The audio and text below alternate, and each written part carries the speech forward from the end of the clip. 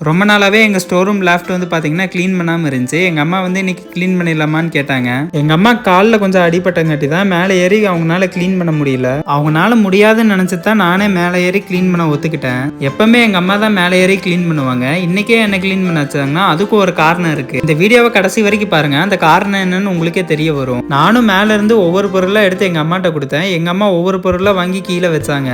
மேல 4 பாக்ஸ் தான் இருந்துச்சு. எல்லாமே கிளாஸ் ஐட்டங்கிறங்காட்டி அப்படியே நான் கூட்ட ஆரம்பிச்சிட்டேன். ஃபுல்லா கூட்டி முடிச்சதுக்கப்புறம் எங்க அம்மா மேல இருந்து இன்னொரு பாக்ஸ் எடுத்து கொடு அப்படின்னு கேட்டாங்க. முதல்ல அப்படியே க்ளீன் பண்ணுன்னு சொன்னாங்க. இப்போ ஏன் அந்த பாக்ஸை எடுன்னு சொல்றாங்கன்னு எனக்கு இப்பதான் புரிஞ்சு. அந்த பாக்ஸை தொட்டனோ இல்லையோ அதுல இருந்து ஒருத்த மரண பீதியில தப்பிச்சு ஓடினா. திடீர்னு குதிச்சு வந்தங்காட்டி நானே ஒரு செகண்ட்ல பயந்துட்டேன். அவன் தலை தெறிக்க ஓடனே எங்க அம்மா கத்த ஆரம்பிச்சிட்டாங்க. எங்க அம்மா கத்துனதுல எங்க மாமா கிச்சனுக்கே வந்துட்டாரு. எங்க மாமாட்ட இதுதான் ரீசன் சொன்னேனே, அவர் எங்க போயிருக்குன்னு தேடிட்டு இருந்தாரு. அப்படி தேடும் போதுதான் சிங்கு கடியா ஒரு ஹோல்ஸ் இருந்துச்சு. அது மூலியமா பைப்ல போயிருக்குன்னு சொன்னாரு. ஆக்சுவலா எங்க அம்மாக்கு சின்ன வயசுல இருந்து எலினா ரொம்ப பயம். ஸ்டோர் ரூம்ல எலி இருக்குன்னு எங்க அம்மாக்கு முன்னாடியே தெரியும். அது தெரிஞ்சுக்கிட்டே தான் என்ன மேலே ஏறி க்ளீன் பண்ண வச்சாங்க.